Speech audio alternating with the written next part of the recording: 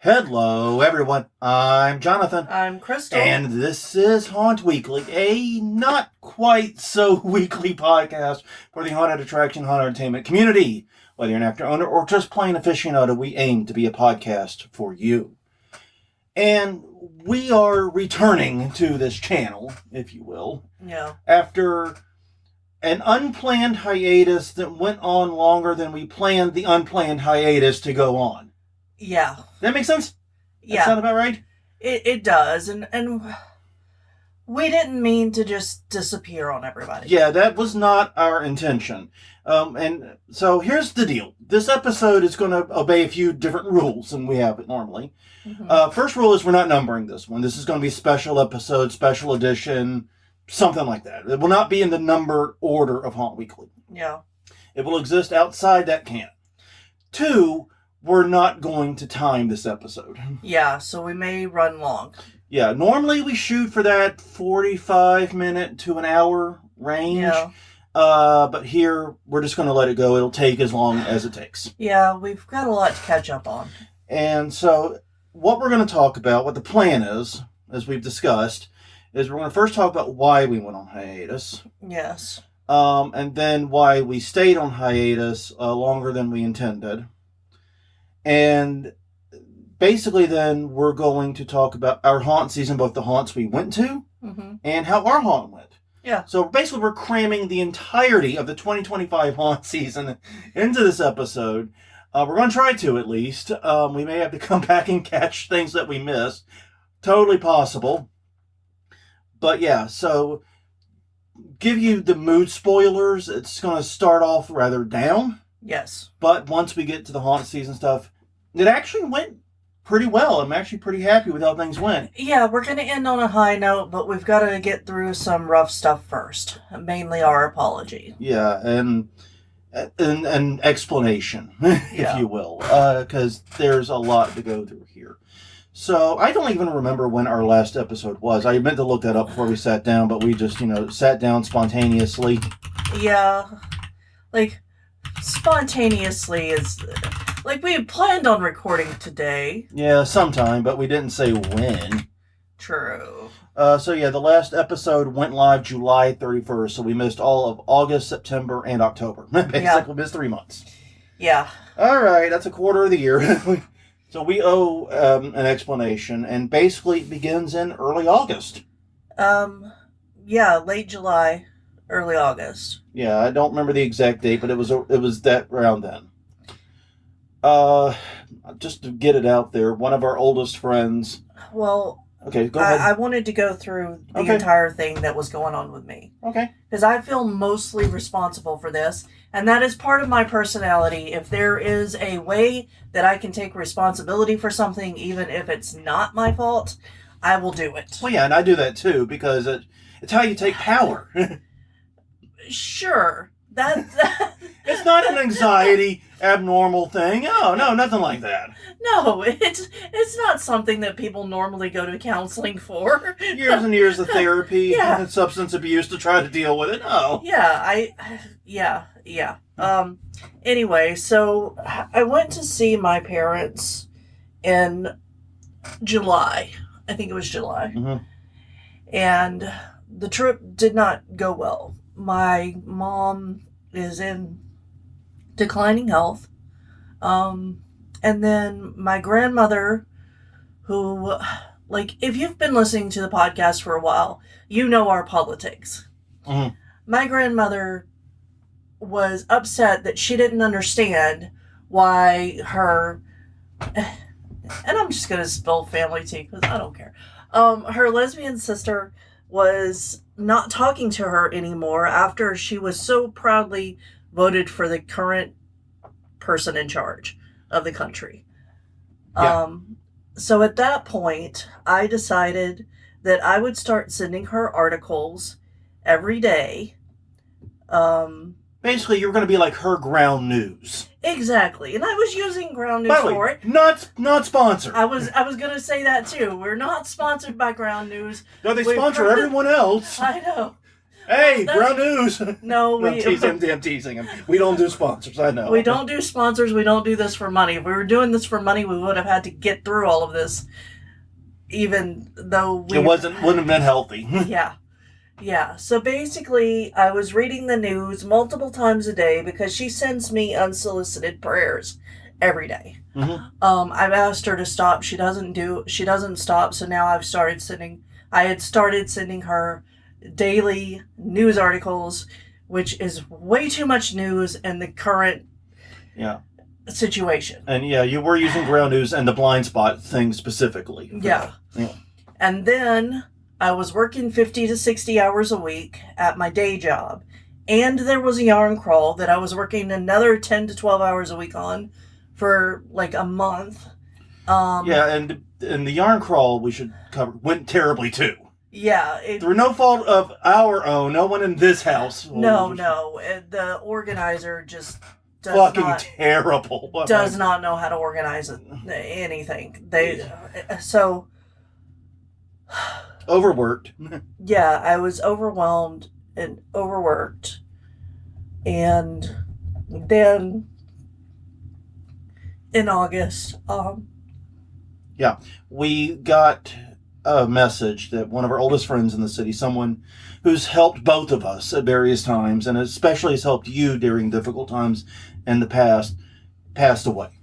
And it's weird to call it abrupt, because he'd been having heart issues for a decade. Yeah. A total decade. But every time it was like, this next treatment's going to be the last one and he'll be fine. This next hospital stay, this next plan. It was always the next thing was going to push him over into being healthy again. And we actually saw him like a week before. I think it was close to.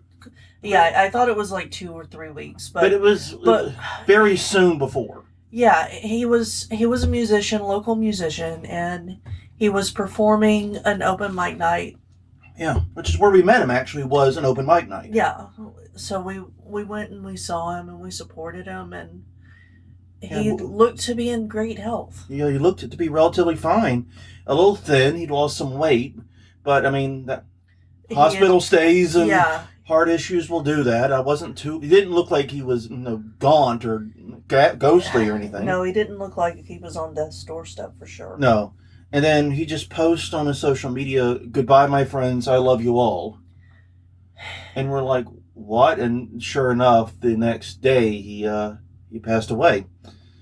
It was quite a shock. And yeah. And this is the first time I've talked about it since, so. Yeah. Well, other than us talking about it publicly. Yeah, publicly as well. Yeah. To anybody outside of this house. Yeah.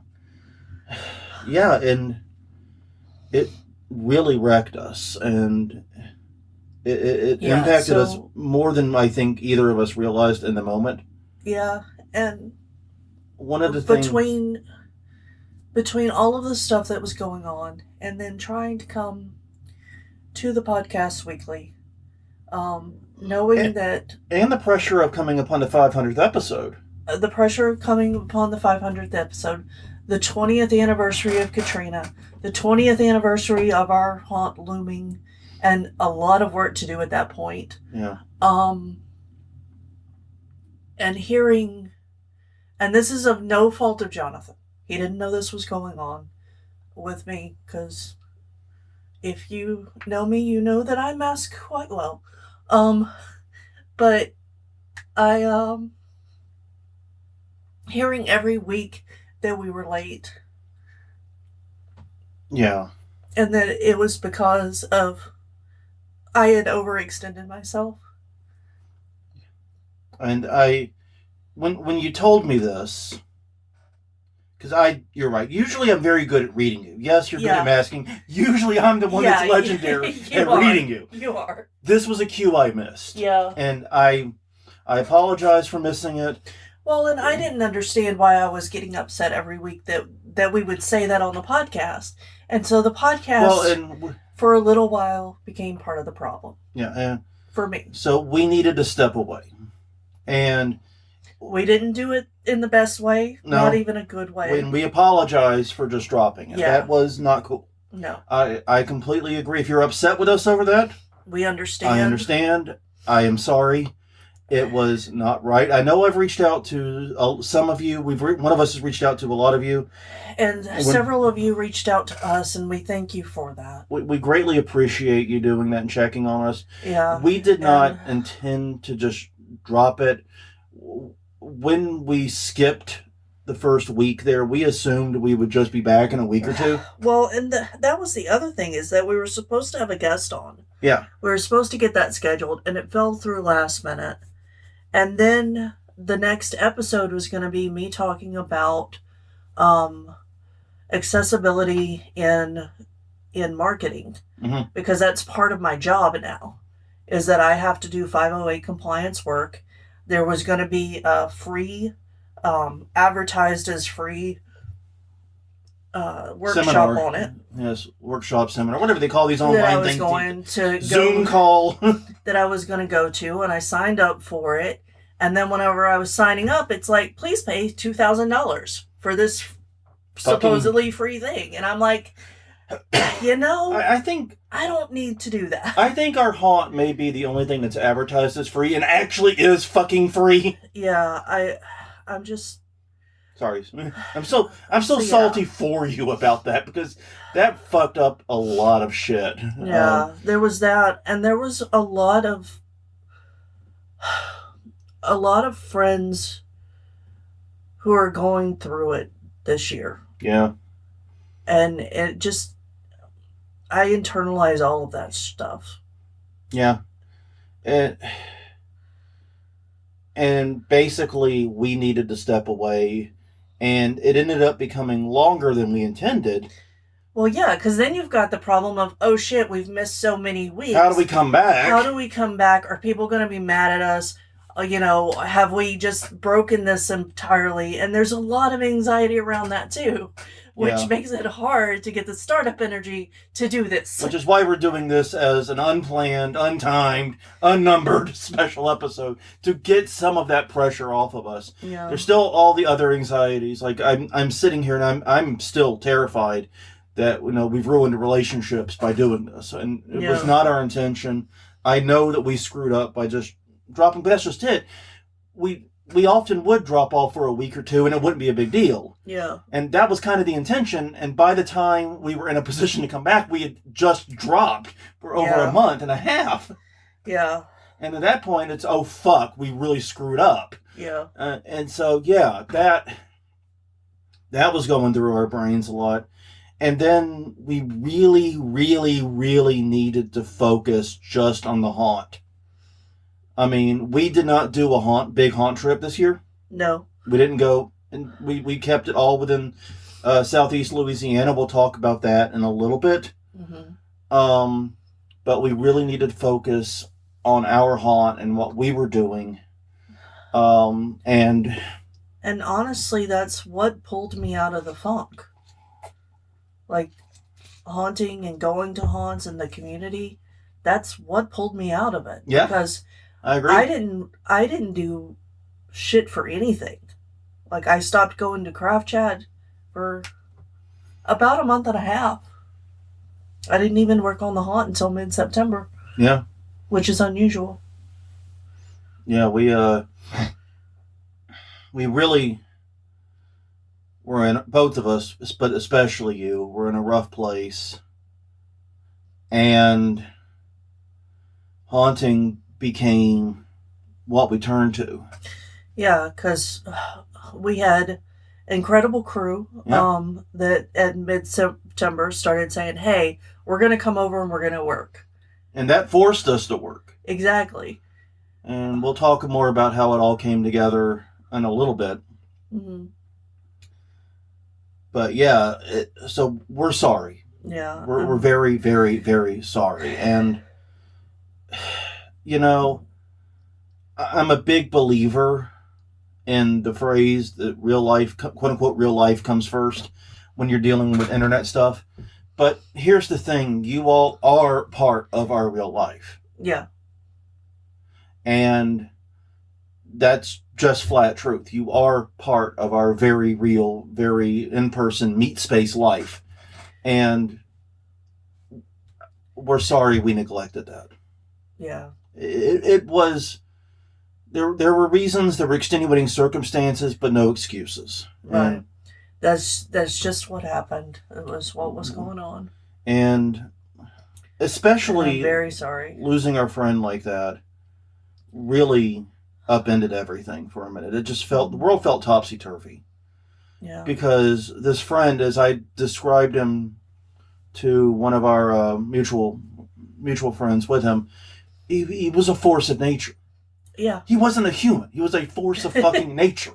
It was like saying the wind died or the water went away, you know? Yeah. He was a force of fucking nature. He was so charismatic, so gregarious, so out there, and so just giving and loving, and an amazing presence in every life that interacted with him. Because that's the one thing, is like, we interacted with him in this space.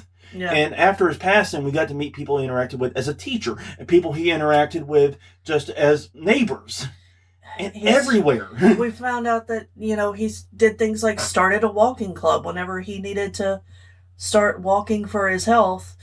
It had been going for 10 years, so we got to meet all the walking club people.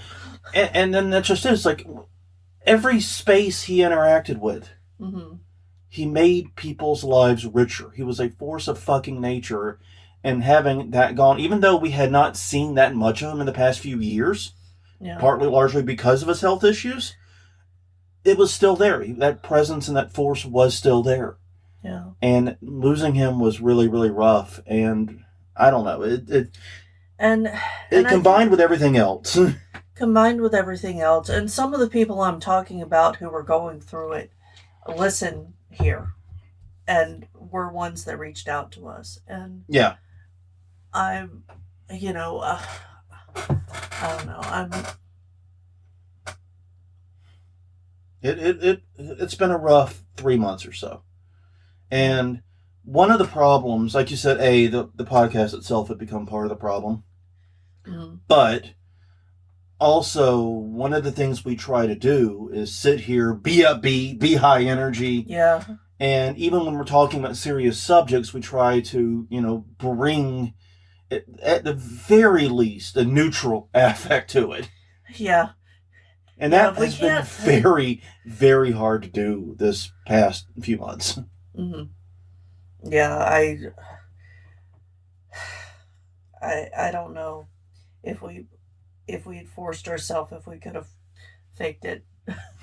And that's just it. And that's just it, is that we don't fake it on here. That's part of the thing. It's like, we don't want to come on here and get everybody down right before haunt season either. Well, and that's one of the things. Like, sometimes we've been in bad moods and we said, okay, we got to record. So we sit down, we do the intro, and by the time we're done with the intro, we're genuinely in a better mood. Yeah. And then we just kind of run with it, and for the next 45 minutes to an hour, time drop, we are in a different headspace. And it's helped us sometimes. Yeah. And which that's part of what made it rough when, like you said, the podcast became part of the problem for a minute. So we're still going to figure out how we're going to do the podcast moving forward. We may not do an episode next week. We've got to sort out with your new schedule, and my workload, when it all fits together. Yeah. But one of the things that I think that I've realized from this is that we will probably, especially as we're aging, take some time off September, October. Yeah. Just so that we can focus on our haunt. That might be something going forward that we just have to do. Yeah, maybe we'll do the rehashed episodes we used to do. Yeah. Things like that. We'll talk about it, but yeah, the basic, what we're trying to say here, I think, is we're very sorry. Yes. We did y'all dirty. And even though there was a lot going on, and hopefully the explanation has helped some, we know that's not an excuse. We are sorry. We screwed up. Yeah. We know that. We do want to return to the podcast. Because I do think, overall, the podcast has been a positive thing in our lives. Yeah, it has. And we'll get into the haunt visits, but talking to people at haunted houses and having the community and having people talk to us like they don't talk to, people who are outside of the industry really helped. And like by end of September, so a couple of weeks into Haunt Build, I started missing the podcast. Yeah. Like I genuinely started missing it. I just couldn't find time to make it consistent. So that's the thing we've got to figure out now. Yeah. Is because your new job is pulling you away from more hours. Yeah. We need to find a dedicated time in which we can work on this every week. And we're going to figure that out. That's an us problem. Y'all don't have to worry about that. Yeah. And it may be that we wind up doing a live thing again. Yeah. Just because that kept us on schedule. Yeah, and I actually enjoyed the live ones. It was a lot of work, but we seem to have a system for doing it now that's easier. Well, and I'm no longer as tired of looking at myself on all of the Zoom meetings as I was when we were doing them. Yeah. Because I really don't like to look at myself, so... I don't like to listen to myself. Same. Like, I've never gone back and There's a reason I automated the fucking podcast editing. Yeah. It ain't just time. No. It's who the fuck is this dork? Yeah.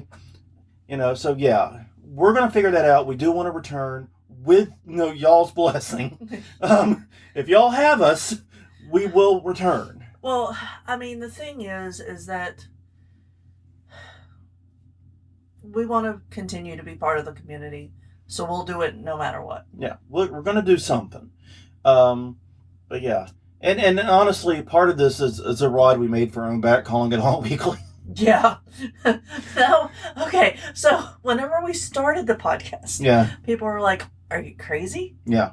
But then we did like 490 episodes, barely missing anything. Yes, I think we have 5 episodes left to get to 500. No, we're at 493. We're at 493. Oh, okay. Yeah. So 7. So we have 7. But yeah, no, I mean, yeah. So yeah, that's basically why we went on the hiatus we went on. And why we're coming back now after season. Basically, and you can tell we're recording this on Saturday the 8th. Yeah. As soon as things calmed down enough and we got energy back after season, we're recording. Yeah, because we couldn't do that November 1st. Fuck you. No, we definitely couldn't. There was haunt crud and in the house. Yeah, and here's how the episode would have sounded. It would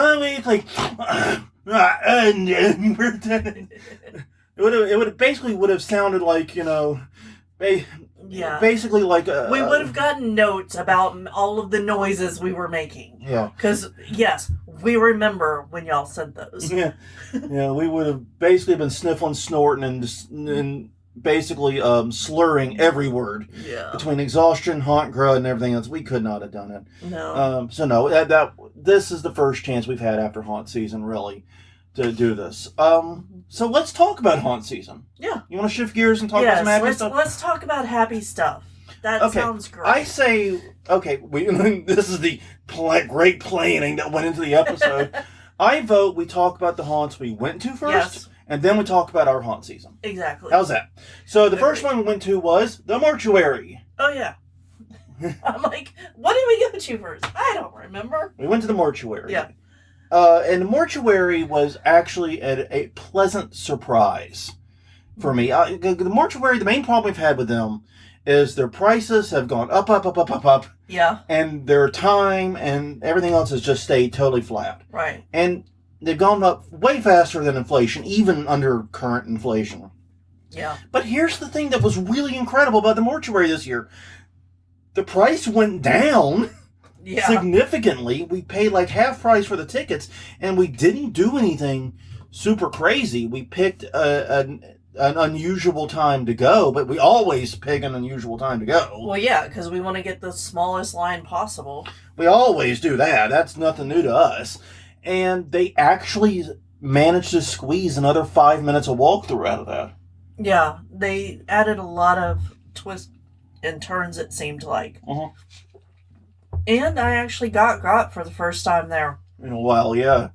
Yeah. And now they did have a little controversy.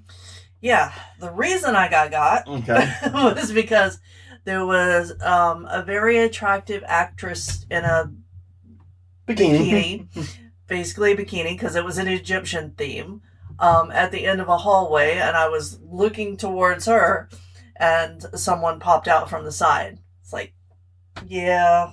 That's the ultimate distract and startle. Yeah. Emphasis on distract. Mm-hmm. Yeah, and that was the controversy there, was that some people were upset because of cultural appropriation and putting sexualizing it, yeah. Yeah, and to quote it as a quote of the person, or one of the comments I remember was, if hot goth girls in bikinis dressed as Egyptians are your thing, I guess go. But yes. Yes. I'm not even gonna fucking pretend. I mean, yeah. I'm not gonna sit here with my monocle and pipe. No. No. No, but it was. The thing about it is is the ancient Egyptian culture that they were aping. I believe what they did, because I remember when they did Scout Island all those years ago. Yeah. And they had a haunt that was Egyptian themed. And at the time, we commented the decorations were really good, but they didn't have a lot of people in there. Yeah. So it was fun to look at, but not a lot going on. Mm-hmm. Well, I think they took those decorations out of storage and put them in the mortuary this year. Yeah. And honestly, it looked good, but now they had people. But my attitude is this: if it's okay to do Greek gods and Roman gods, it's okay to do Egyptian gods. Because I'd like to remind the court that ancient Egypt covers so long that Cleopatra literally had archaeologists studying the Great Pyramids. Yeah. And in fact, this is also true. Cleopatra lived closer to the moon landing than the building of the Great Pyramids. Yeah. Seriously. Which is just crazy. What? You know? Yeah. That's fucked up, man. How? But it's totally true.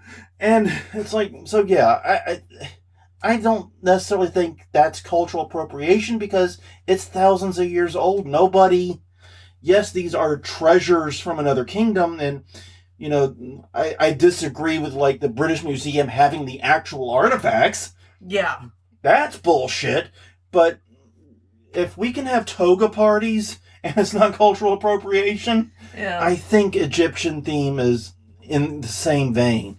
And you can argue that it's not kid-friendly. You can make other arguments. But, I mean, I did not see anything in there totally inappropriate. And once again, as you said, they were using it as a distract for a scare. And you know what? Godspeed, that is a distract that's hard to ignore. Mm-hmm. So, all in all, I like the mortuary. I thought they did a great job this year. Yeah, I came out of it pretty happy with them. Yeah. So, I didn't agree with the controversy either, but no. But we're just putting it out there because it was brought up. It did come up. People were mentioning it. Mm-hmm. Now, the next haunt we went to also had controversy. Yeah. Very, very controversial year for Southeast Louisiana haunts. And that was the 13th Gate. Yeah.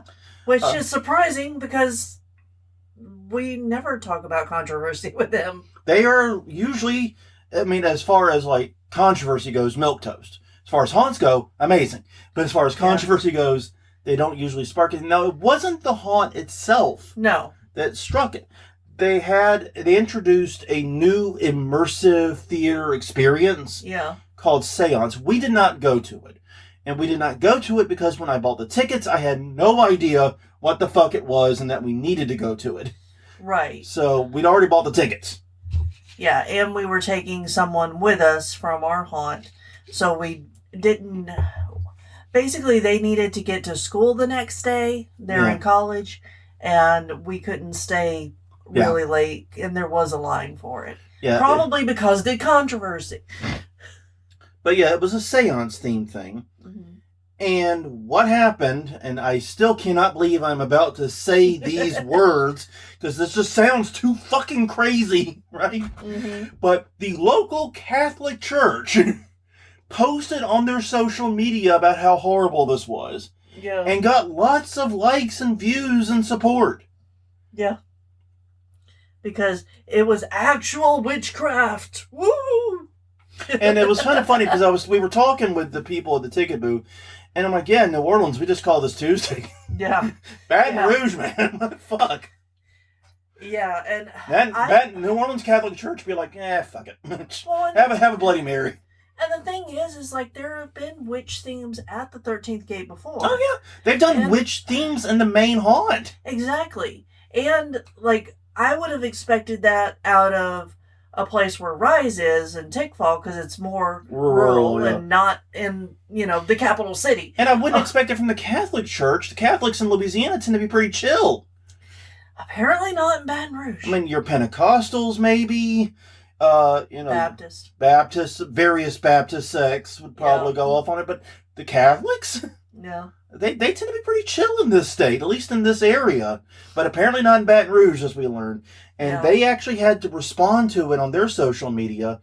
But I mean, apparently this was an example of no press is bad press. Yeah. Because it did drive. And honestly, let's once again be honest, because one of the things I noticed in reading the comments and the feedback was a lot of the people comment like, well, I would never go there anyway because it's already of the devil and whatnot. Yeah. It's not glorifying Jesus. It's a haunted house. Glorify Jesus in your church. You're supposed to have fun and all. God damn it. Yeah. Not every place is supposed to glorify Jesus. I'm sorry. No. Oh my God. So it was really frustrating. We did not get to do it. I regret that we were not able to now.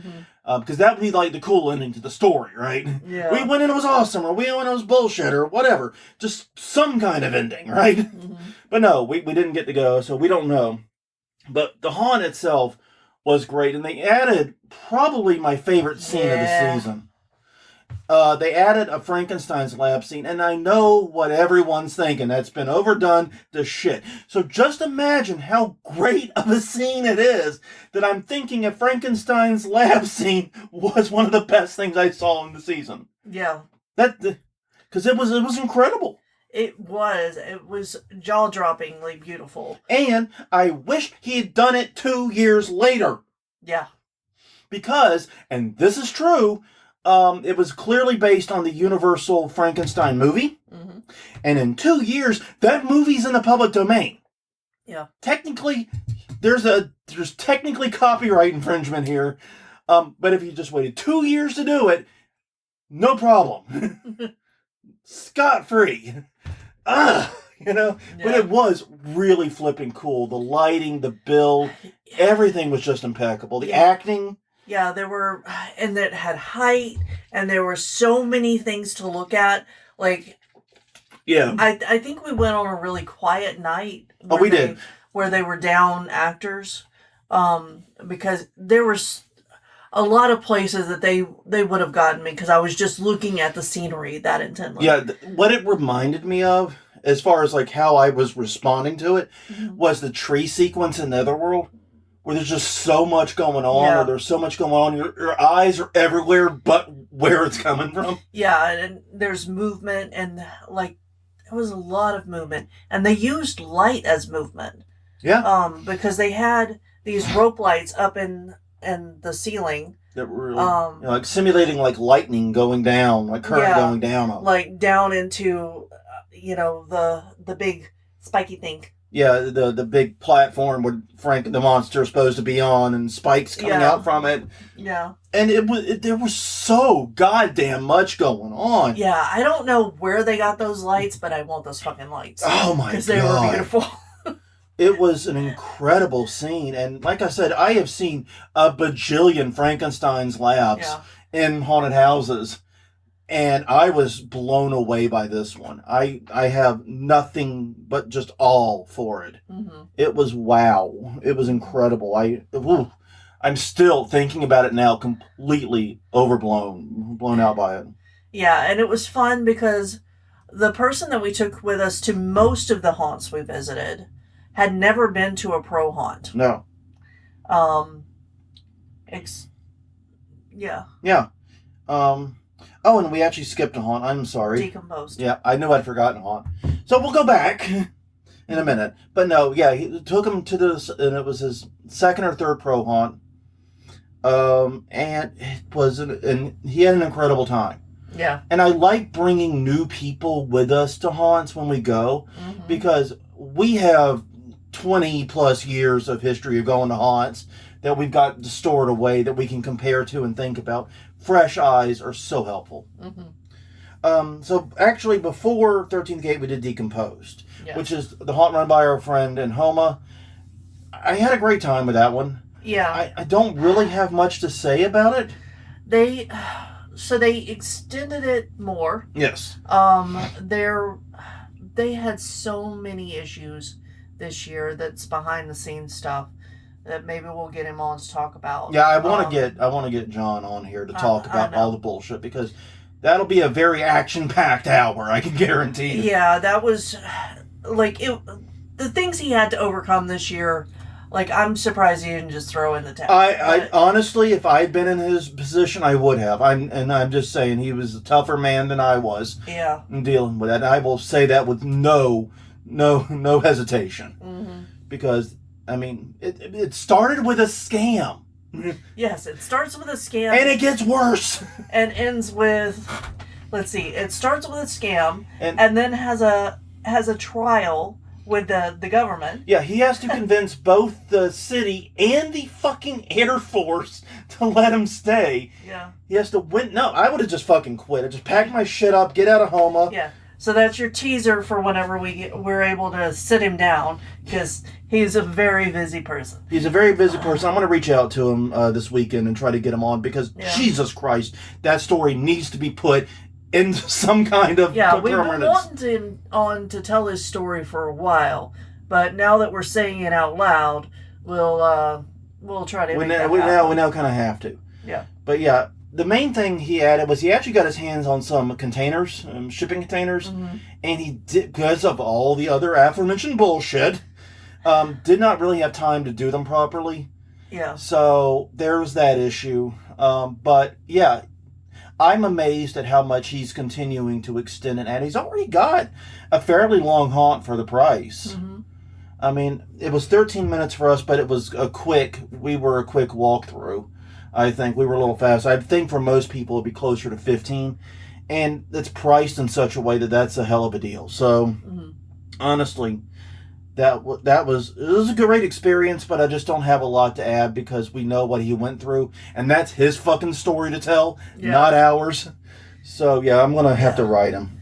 Yeah, they changed up quite a few scenes and quite a bit.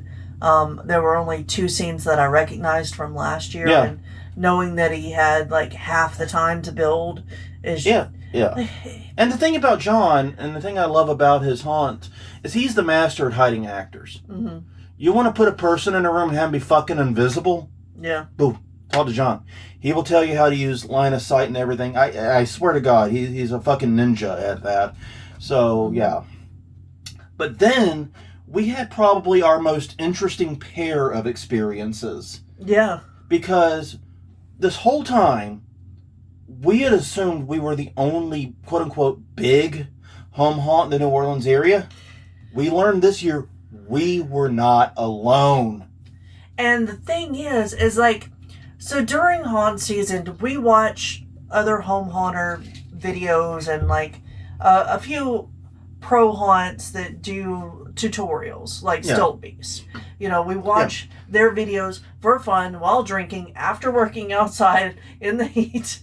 Yeah, probably not healthy for our livers, but whatever, fuck you. I mean, we're coping, goddammit. Yeah, exactly. Okay, we're coping. Yeah. But no, and so one of the YouTubers in the area, the Misadventures of Team AJ. Yeah, they're the ones that come by our house there. And we actually just used their video for our walkthrough video. Yeah. Because they got everything. You know what? Fuck it. It was fine. Yeah. And We know them, and they're fun. We enjoy hanging out with them. And we need to actually just like hang out with them at some point.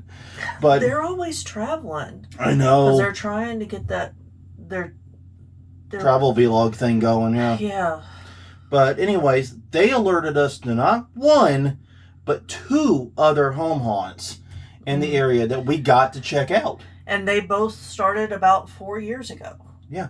So I don't know how we missed these up until now. I feel kind of bad that we did. Well, we've been looking and we've never seen them advertised. And anywhere. it seems like both of these haunts really focus on their neighborhood, where we market more citywide. Yeah. I think that may be part of it. But anyway, the first one was the Nightmare on Bell Street. Yeah. Appropriately, on Bell Street. I know, big shock. Yeah. This is a haunt done by a 16-year-old kid with some very patient fucking parents. Yeah. These parents get, Haunting Parent of the Year awards from me. Mm-hmm. Because they definitely are being very patient and very supportive. Yeah. The facade on this was fucking amazing. Yeah, he built a facade for it that looks like a cathedral, and it looks really good. And then you go inside, and it's not a very big space. It's more like an overgrown hallway. Yeah, you can tell that he has like a small garage and a backyard to work with, and a back porch. Mm-hmm. Still was a decent walkthrough length. It was 3 minutes. For a home haunt, that's a long walkthrough. That's longer than hours is typically. Yeah. And he had a lot of animatronics. He went to Trans World and purchased a lot of animatronics. Yeah. This is a very nice neighborhood. Yeah. So I'm not surprised to see that there was money invested into this. But it was really, really cool. And honestly, the kid has such energy for it. Yeah, and it was just him and his friends. And I think it may be his little sister. Yeah. They didn't have a lot of actors in it. Yeah, it's like 4 or 5. Yeah. Which is not... I thought they only had like a couple, really. But honestly, there's not a lot of space for actors either because of the nature of the walkthrough. Yeah. But we went through twice. Yeah, once because a different YouTube person was filming inside. And, like, here's my thing. And we'll talk about this when we get to our haunt, we dropped our no videoing rule this year. Yeah. And just changed it to a no lights rule. Yeah. Because that, I think, is the fair... Because, A, it was an unenforceable rule. Yeah, there was only one person who brought a bright light in this year, and I told her to turn it off. Yeah, and I made sure that everyone knew no lights in the queue line, too. But that doesn't mean, as you see, that people aren't going to fucking listen. Mm-hmm. But anyways, yeah, he went through with a bright light, and that kind of ruined it for us. So we asked if we could go back through a second time without following this YouTuber. Yeah. And that second trip was definitely better. Yeah. Yeah, because some of these animatronics apparently will just keep in their finished position until they're out of the area. Yeah. And since we were right up on them, it just didn't work. Yeah, so we got to actually see the haunt as intended the second time. And it was really cool. I really enjoyed it. Yeah. The facade, like I said, was the highlight. He built that entrance hallway was incredible. Yeah, the entrance hallway looks really good. It looked as good as any mid-tier home haunt, or mid-tier haunt. Pro haunt, yeah. Yeah. And here's my thing. Everything that he built was amazing. Yeah. The parts that were weaker were the things that they were just putting animatronics in spaces. And that's just, I say that about a lot of home haunts. We say this when we're watching those videos on YouTube. Yeah. What you built looks great. Why are you just simply throwing animatronics everywhere? I get it. You have the money and I'm happy for you. But, man, imagine if you built everything. Yeah. It was hard to believe that a 16-year-old built it. I still have trouble believing that, but yeah. Yeah. There were some issues, but He's 16. Yeah, and And 4 years is not a lot of time to learn a lot. I would, if I were going to pull him aside and advise him with our years of experience, it would be more about ADA and wheelchair access and things like that. Because it makes for a better experience that you don't have to worry about tripping and falling. Yeah, but that's not possible because of the stairs. I know that there are issues, but there are ways to improve. Yeah. Make it better. Yeah. I don't think he could go full ADA or wheelchair, but I definitely think he could make it so that it's less I have to watch my feet. So the two things I would focus on is a little bit more with tactics, because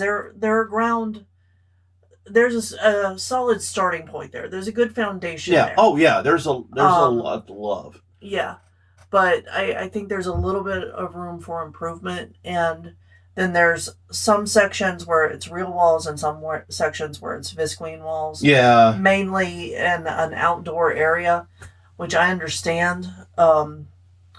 But if you're trying to really, really scare people, those visqueen walls are not going to hold up. No. Yeah. No, and that's I guess the next thing I would say is build to reuse. Yeah. Because I can tell a lot of this it's taken down and trashed because it has to. Yeah. This was a lesson we had to learn too. Yeah. We had to learn it the hard way ourselves. We ain't holier than thou here. We done it too. We finally got rid of the last piece of OSB this year. Yeah, there was a little celebration when that went away. There was one that we found that we thought we had gotten rid of all of it last year, but no, we found one more. Yeah. It's good. So that was fun. It was a great haunt. I actually really enjoyed it. I'm glad we went out. And the second home haunt was Ravenclaw. Mm-hmm. And it was a garage/backyard haunt in a different neighborhood. Like a little base. So in New Orleans, we have raised garages, houses. So it's the part underneath the house that you walk through. Yeah. They call it the basement. It's not actually a basement. It's a garage, but it's a garage. Ground level thing. It's hard to describe if you don't know what I'm talking about. Yeah, because basically imagine a shotgun that looks like it has 2 stories, but the bottom floor is just garage space. Yeah. That's what it was. And the reason you do that is because of flooding. Yeah. That's why the shit space you live in doesn't get flooded if water comes in. Yeah, because the actual house is like 15 feet off the ground. Yeah, exactly, 10, 15 feet. So you've got all that space underneath that you just use for storage. Mm-hmm. And yeah. They built a haunt. And they built a haunt in that space. And it was really cool, though I broke one of the actors. You did. But I will say that the actors had great timing. Oh, yeah. The timing was the amazing thing with the entire haunt was the timing. Yeah. Oh, yeah. They had great design and great tactics, but the timing of the actors, the humans, really understood the assignment of when to move, Yeah, they had a couple of smaller animatronics that were used as distracts. Yeah. Which is how you're supposed to use them. Yep. Good job. And like the main character in it was just a beautiful costume that they had made. They had made like this, and it was like 8 feet tall, I'm probably exaggerating. Yeah, it was Stilt Walker. But it looked like it had the backward goat legs. Yeah. And it's like, geez, what? Yeah, and it was a clown. But it was like a paper mache mask? Yeah, it's really hard to describe what it was. It was a little bit, it had goat legs and a clown face and like a harlequin /mime/clown face. It was very weird, but it was very, very cool. And it was very disconcerting to look at, like in the way it should be. Then the actor I messed with, the actor put it like a doll in my face. Yeah, because she wanted to tell you a secret, and then held up a doll. And then I leaned in for the secret because I'm deaf in my right ear. I'm almost deaf in it, so I leaned in with my left ear so I could hear. And then they put a doll in my face, and I'm like, and once my eyes like focused on it, because like that really causes my eyes to have that depth of field thing. I'm like, oh, it's a doll. What are we doing with it? And it was like an inch from my face. I'm like, smooched it. You kissed it. And mind you, the actor, even though I completely broke their brain, they stayed in character and kept it going perfectly. Yes. Points for that. Yes. she responded with, "You confused her." Yeah, you confused her. And I'm like, confused myself too, honestly. So, Yeah. I mean, you don't like clowns and you just kissed a clown doll, so. So here we are. And you don't like dolls. So. Yeah. Well, I don't like the semi-realistic dolls. Yeah. Like obviously children's dolls aren't problematic for me, but and actually I misspoke. You don't have a problem with clowns. No. But yeah, the weird realistic dolls. Yeah, the uncanny. I have a problem with the uncanny valley in general. I gotta say, I'm not liking this thing where they're now making house robots that look like people. That's not. No, those are creepy. Those are creepy as fuck, man. I don't know why the fuck you would pay $20,000 for one of those goddamn things. Unless I could put it in the haunt. You know? Okay, wait a minute. Hang on. We might have something here. Can we program these robots to be actors? I just realized, you can lease them for $500 a month. Can I just do the 1 month and have it in the haunt? Holy shit! We might have an idea here, folks. But yeah. Oh, I mean, so those were two great home haunts, and they were very different from one another, and they were very different from what we do. So it was just very cool to see home haunts in our area doing different things. Yeah. I loved it. Yeah. Made me very, very happy. And we donated to both. Both had little donation tables. We donated to both. So thank you both for existing and exactly. And giving us a good time. So the next haunt we went to was New Orleans Nightmare. Yeah, we went the same night as the second home haunt. Yeah. And I don't really have a lot to say about New Orleans Nightmare. No, I find we didn't opt for the fast pass. No. We probably should have. Well, and the reason we didn't opt for the fast pass was because they still are supposedly doing time ticketing. But we got there because we didn't know how long Ravenclaw was going to take, or even really where it was. Yeah, in relation to where we had to get to. There and what traffic. So we allotted a lot of time for Ravenclaw, and in hindsight, we allotted too much. So we got there really early, and there's no way they're going to let to New Orleans Nightmare. I mean, to New Orleans Nightmare. Yeah, sorry. And so we're like, yeah, that's never gonna work. And we got there early, and they just let us in, even though we were there probably about an hour ahead of our ticket time. And I'm like, well, that's rough. But then the person in front of us in the line was there an hour and a half early. Yeah. And so apparently, time ticketing, just get whatever cheap time. Because that's what I said, they're selling the times at different prices. Mm-hmm. Just get the cheapest fucking ticket and show up whenever they're not checking, is what I learned. Yeah. I hate to say that, but apparently it's true. But it does mean that even though they're doing time ticketing, we spent over an hour in line. Well, and part of the frustration is that there were multiple people who left the line to go and hang out at the little bar, and then they had a spot holder. Yeah. So their friends would get to the front and then call them, and then they would have to go and rush through the line to get back to their friends. Yeah. And it's like, if people are already doing that, you don't need a cattle gate system. No. I really, really, really wish they would go to what Camp Blood did in Georgia. Yeah. It was actually a popular thing in Georgia overall, where you would just get people into the area and then page them or text them and have them come up. Because, yeah, I would have liked to hang out at the bar. Yeah. I'd have liked to hang out at the food stand. I'd have liked, to get a snack and get a beer. That sounds great. Exactly. But by the time we've stood in line for an hour, we knew that we were in danger of standing in line. We were there on the Thursday before Halloween. Yeah. So we knew that was a possibility going into it. Yeah. And that part is on us. I agree. Yeah. But still, if you're doing time ticketing, there should not be an hour wait. That just feels silly. Mm-hmm. And the haunt itself was fine. Yeah. I don't really have much to say about it.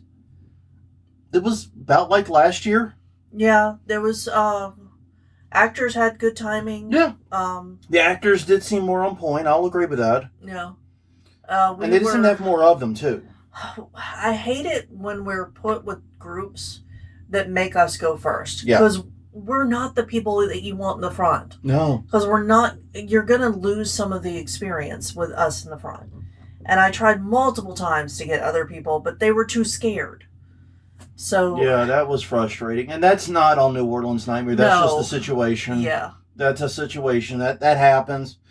And like you said, it's like they see us and like, yeah, we're in our element, man. Well, then go first. Mm-hmm.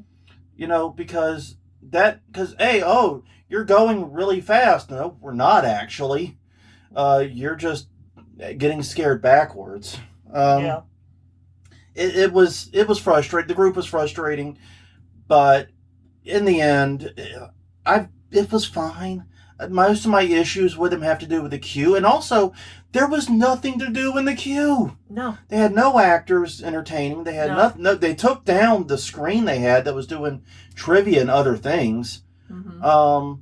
There was literally nothing to do in the queue but talk with your group and play on your phone. Yeah.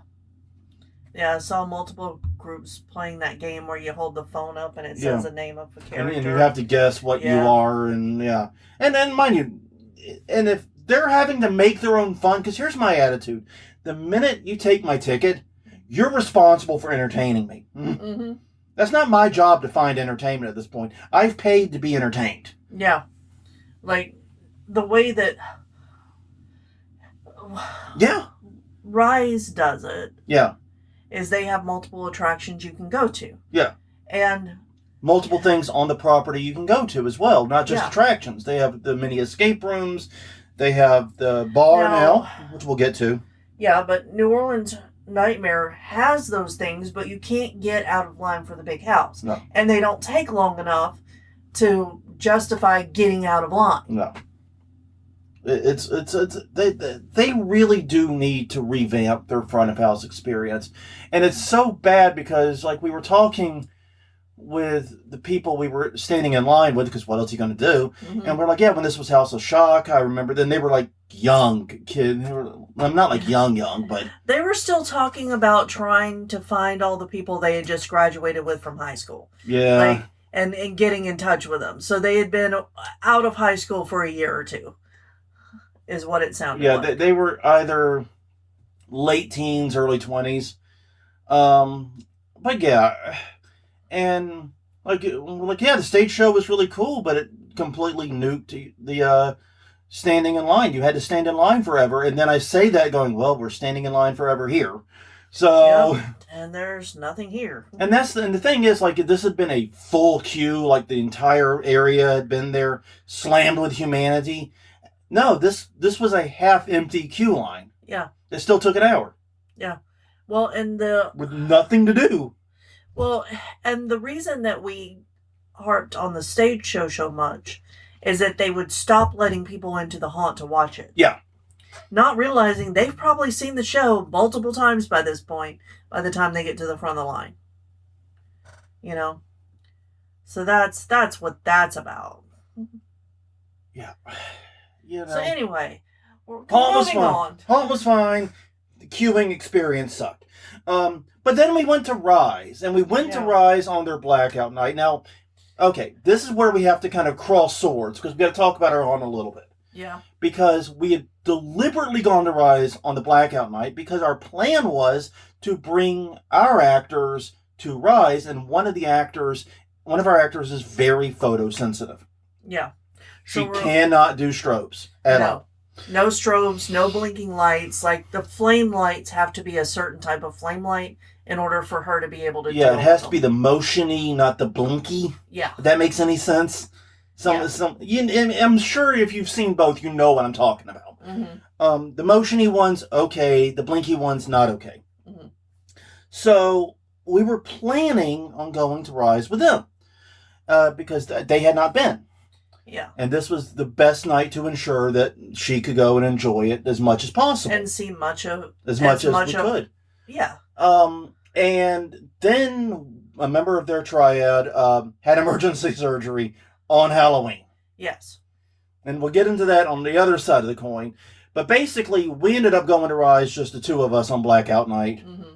And honestly, that kind of rocked. Yeah. I like Blackout Night means something very different at Rise than in a lot of spaces. Like it means different things to different people. Yeah. Well, and part of it is they let the actors take over, and if I were to remarket it, I would say actor takeover. Yeah. Instead of Blackout Night, because that's what it was. That's what it really was. And the actors get to determine what they're going to do for their characters, with their scenes. What the music is in the haunt. Like, it is a totally different vibe than going in the regular season. Yeah. It was a totally different show. And this was true to varying degrees across all three attractions. Because we did the Asylum first. Because we got there and the line for the big house was long. Was really long. And we knew that the Asylum takes about 15 minutes or so to get through. Yeah. So we did the Asylum first. And we went with a very fun group for that. Yeah. That was a good group. I liked them. They were fun. They were. They were entertaining. They were more entertaining than the cast, almost. I would love to just go to different haunted houses with that group. For like ever. Yeah, like that. This is my thing. I want to do like a Misadventures of Team AJ type thing. Yeah. But with them. Yeah. I just want to follow them, or I don't even want to be on camera. I just want to follow them. They were wonderful to go with, and they truly made that even more special than usual. But yeah, you could tell that they were doing an improv show. And we had a great time with them. Honestly, the Asylum had not changed significantly. Yeah, and that's... let's not give away what we learned. We learned things that are related to that.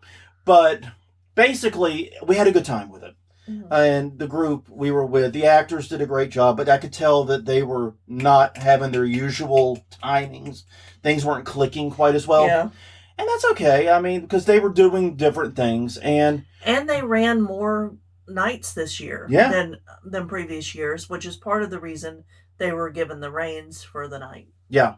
And it was fun, and the Asylum was great. I don't really know too much to say about it. Then we did the Hayride, and the Hayride, as usual, is the longest attraction. It was like 25 minutes. Yeah. And that went well, too. I mean, once again, I don't have a lot to expand upon. I think that was the one where the actors cut loose the least. And I think that's probably because they couldn't. Yeah, there was that the limitations of the Hayride. There was one actor who kept with us most of the way through. Yeah. And that was unusual. Yeah. But I had fun with him. Yeah. Because everyone's like, what are you doing here? It's like, I don't know what you're talking about. I've been here the whole time. It's like, well, and I'm like, yeah, I don't know what you're talking about. He was here when we got on. I'm playing with him, man. Yeah. And we're having fun just talking about how no, I'm the one that's not. Yeah, I'm sorry, I jumped on. No, you didn't. He didn't know. Just messing with people, man. Just gaslighting the rest of them. Gaslight the entire fucking thing, and he and I are just having a great time gaslighting the shit. And as a haunt actor, I appreciate it when someone does that. Yeah. Lets me play off of them, and so that way, that we're working together just to fuck with everybody. It's great. So I got to be that role for that guy. Yeah. And that was a lot of fun. And then we went to the big house, and the big house was, well, first we went by the bar. Yeah. They had a new bar that was not there last year. Mm-hmm. And the bar was expensive, but these were very high-end mixed drinks. Yeah. So, I mean, not crazy. But I looked at the drinks, and it's like, I guess I have to get the Possession. Yeah, which is the strongest drink there. And it's the most expensive and the craziest it is. It's like basically a tropical Long Island iced tea. Yeah. And it was actually quite good. But with it, you get to hold the Annabelle doll. Yes. So there's a photo of me with the Annabelle doll. And I thought they were just giving me the Annabelle doll because they had heard about my thing with dolls, and they were fucking with me. No. And luckily, Annabelle dolls aren't the kind of dolls that do it. Yeah. So I was fine. But it's like, so there's a photo of me cradling the Annabelle doll. You get a photo with me, and it was fun. And you got a Gravedigger. Yeah. Which that was really fucking good. That was the better drink, honestly, because it was a chocolatey... Chocolate espresso, because I'm like, well, if I'm going to have a drink before I go through the haunted house and then drive home, Yeah, we had to be responsible. I was very responsible, and we spent another hour and a half there. So And got other food and things Yes. too. So, we were very good. But yeah, so that was fun. I did enjoy holding the Annabelle doll. That was a fun photo, even if because of the light. The one thing I would encourage them to change is the lighting around that area.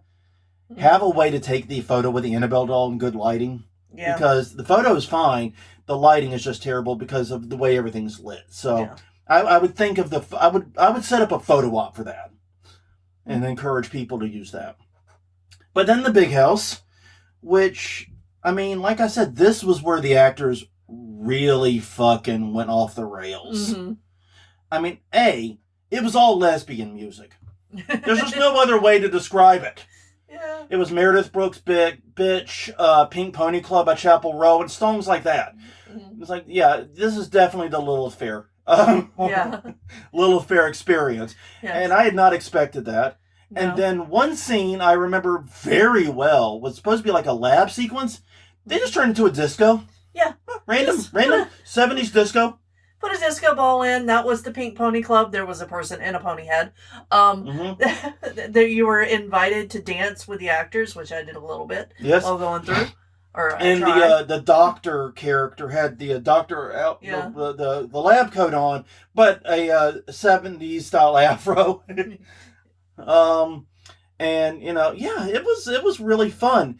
The only part that wasn't fun, and this is not Rice's part, was I got hit in the balls real hard by the customer in front of us. Yeah.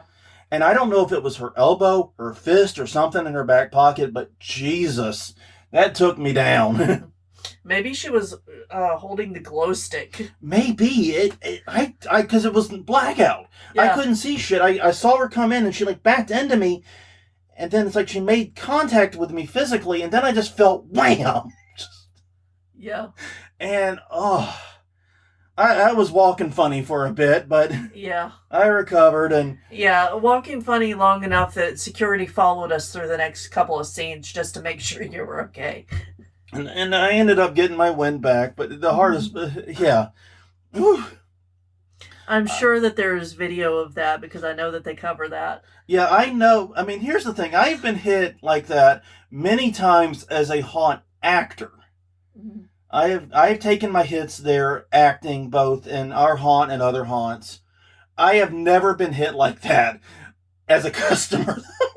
Yeah. And it ended up being fine, and it's not something I blame anyone for. I don't blame the customer. It just happened. And it's the type of risk you take on a flashlight night. Yeah. And yeah, we just basically gave them a wider berth after that. Yeah, I did not. I kept out of the fucking way after that. So, yeah. All in all, those were the haunt visits. Great. I don't have, other than the crankiness of the queue line at New Orleans Nightmare, I don't really have any bad experiences here. No, I would suggest that Rise also get rid of its queue line and do something else too, because on the really busy nights where everything has a line, it's not going to work but I also think it'd be more complicated for them because they have 3 attractions. Yeah. I don't know.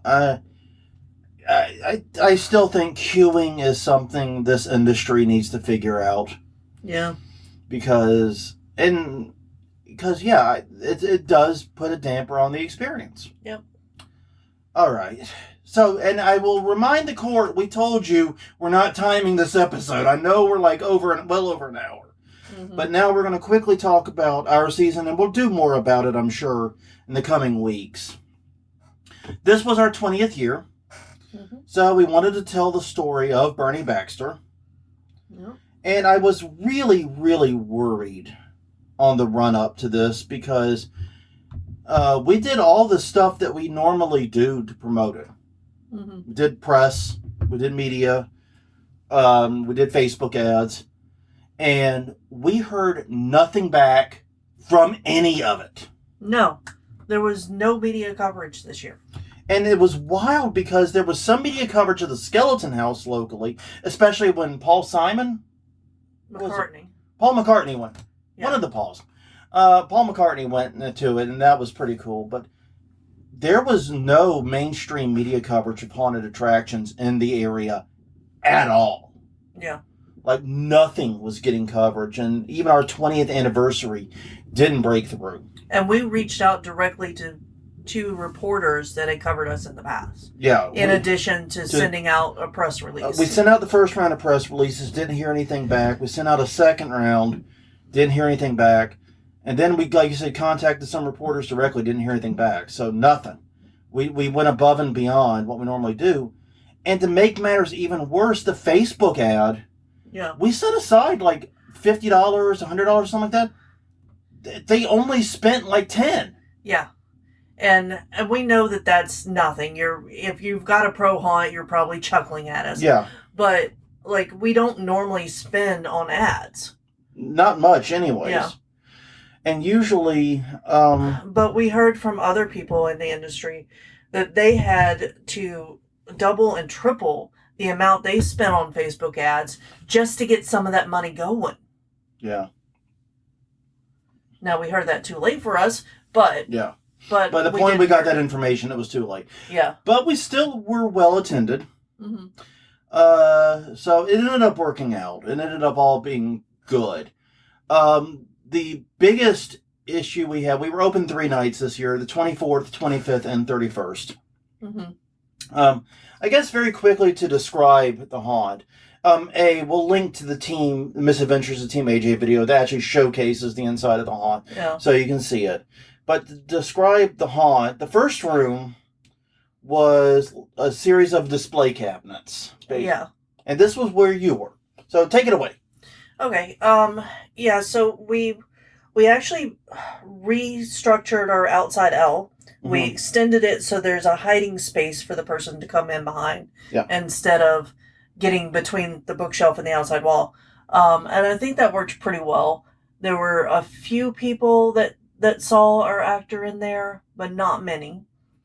Yeah, and when we that was a last minute decision to do that. Mm-hmm. And when we built it, we didn't have a lot of wind. Yeah. And so we realized we had an issue with wind kind of late in the game. Yeah. So we've already got plans to redo it again for next year. Yeah. And it's going to be, I'm pretty sure it's going to have a solid door. Yeah, it's going to be totally different next year. We got big plans for the facade next year, the outside. Yeah.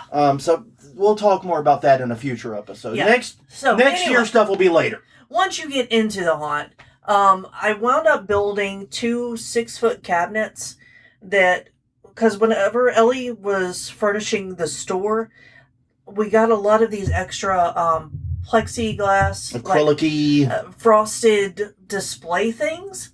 And I'm like, that would make a really cool front for just a display cabinet, but for people inside of it. So that's what I did. Yeah, and it was kind of perfect because these were veil blocky. Yeah, you couldn't see what was in it. Yeah, you could not see what was in it, but you could see that something was in it. Yeah, vaguely human shaped. And so so we had 2 of those, and one you were behind. Yeah. And there was one of the higher end skeletons that we have. Yeah, that's inside of it. It's like a pre-corpsed skeleton type thing. Yeah, the posable one from Home Depot. Yeah, that's got some flesh still on it. So I posed it inside of there, and all I would do, and we put purple lights on the other side of the cabinet, on the wall. Mm-hmm. And the reason for that was so that because you can't see through the glass or the acrylic. Whenever people would block the light, I would move the little skeleton. It sounds cheesy as fuck, and it is, but it got so many people. Yeah. And basically, my character was Miriam. It was a crazy craft lady. So I had... Yeah, you were the seamstress and the person in charge of the costuming. Exactly. For I the circus. Costuming for the sideshow. Yes. And...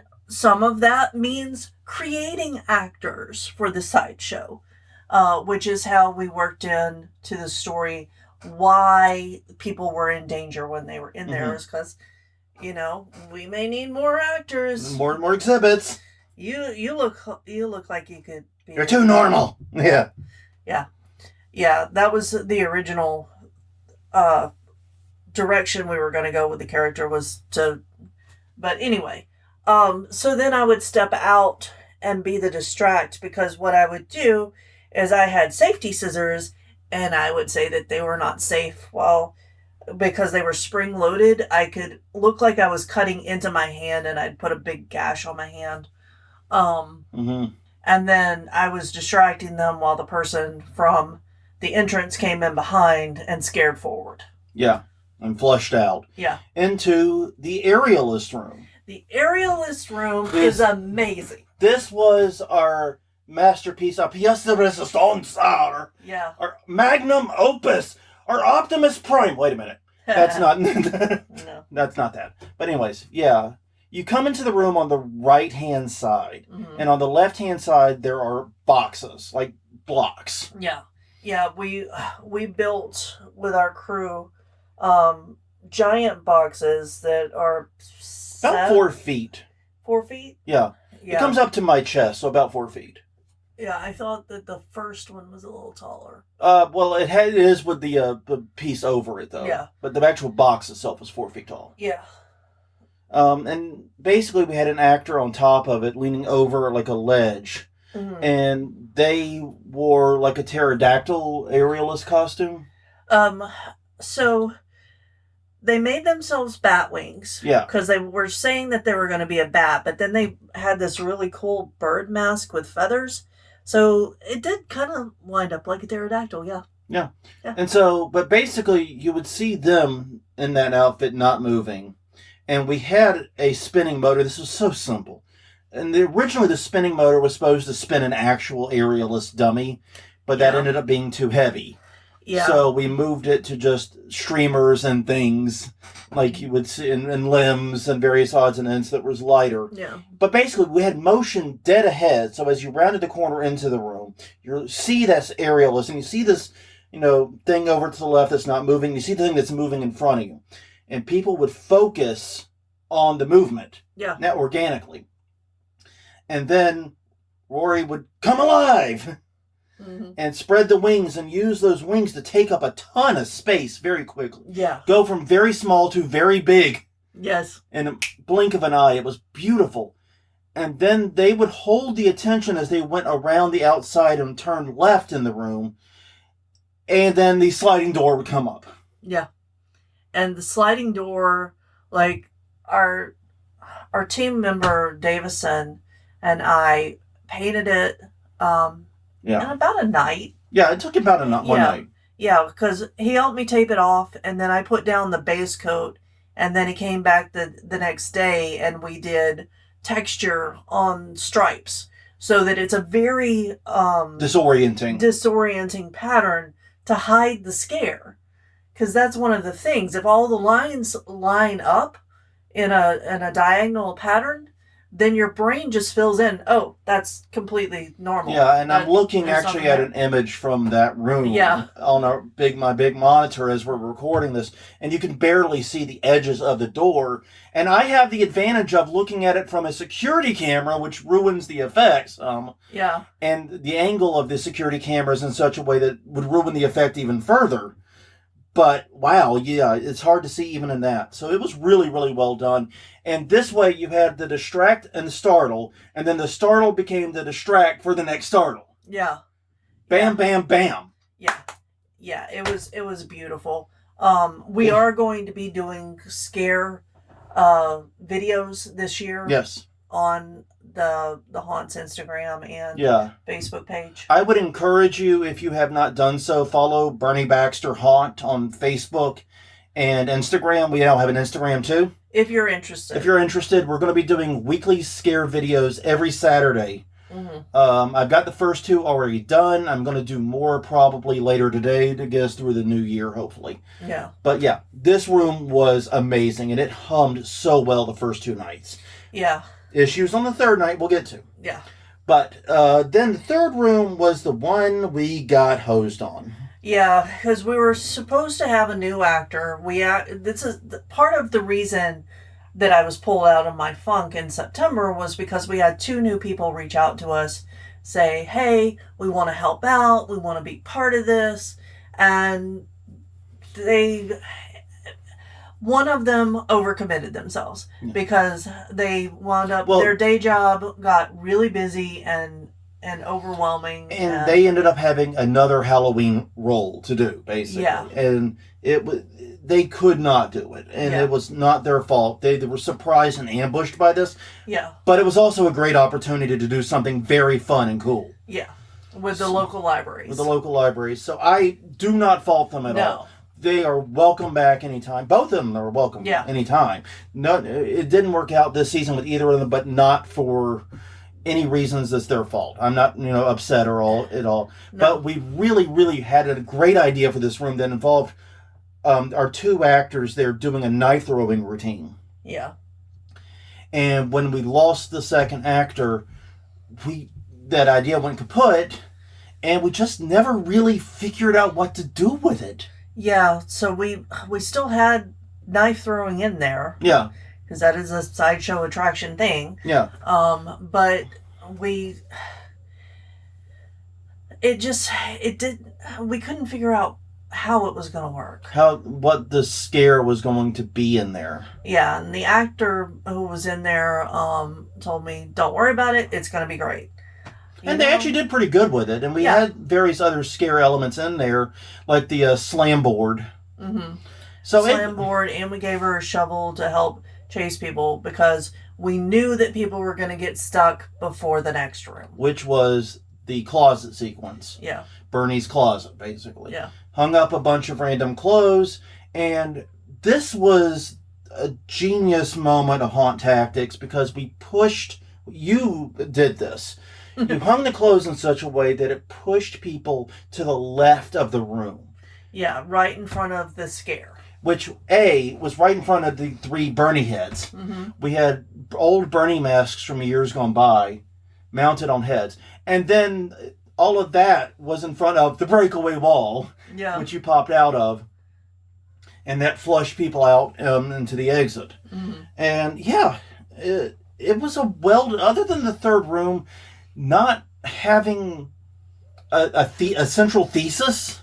Yeah, because by the time that we realized we weren't going to have 2 people, our actors had already spent money and built their own costume. Yeah. Like, we do reimburse, or try to reimburse. Our actors hardly ever take it, but we try to reimburse when they build their own costumes and stuff. And it was a great costume. It's great outfit. Yeah, and she was excited about the role. So it worked out well. I mean, she did well in that space. But I still feel bad that there was not like a central design thesis to it. Yeah. I mean, I do love the wagon wheel wall that you made. That's going to be really cool as a ceiling prop this year and next year, I think. Because basically, Crystal zip-tied a bunch of wooden wagon wheels together, like in a random, chaotic order to make a very bizarre wall pattern. And this was to cover up a corner that was has a counter. Yeah, counter and cabinets. And it's always a space that's hard to disguise. Yeah. So, despite the challenges we faced, we had great turnout. The first night, Friday night, was pretty gangbusters, actually. The second night, we were nerfed by bad weather.